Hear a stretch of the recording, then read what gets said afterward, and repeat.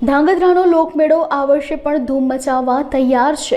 આગામી 15મી ઓગસ્ટથી 18મી ઓગસ્ટ 2025 દરમિયાન યોજાનાર આ મેળાના આયોજન પૂર્વે ધાંગધ્રા નગરપાલિકા દ્વારા રાઇડ્સ, ઠંડા પીણા અને રમકડાના સ્ટોલ માટેના પ્લોટની હરાજી કરવામાં આવી હતી। આ હરાજીમાં પાલિકાને પહેલા જ દિવસે ₹1,62,48,000ની વધુની આવક થઈ છે।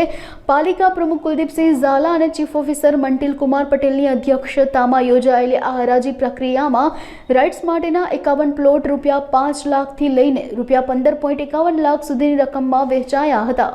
ગત વર્ષોની સરખામણીએ આ વર્ષે વધુ વેપારીઓએ હરાજી પ્રક્રિયામાં ઉત્સાહભેર ભાગ લીધો હતો, જેને પગલે પાલિકાની આવકમાં નોંધપાત્ર વધારો જોવા મળ્યો છે।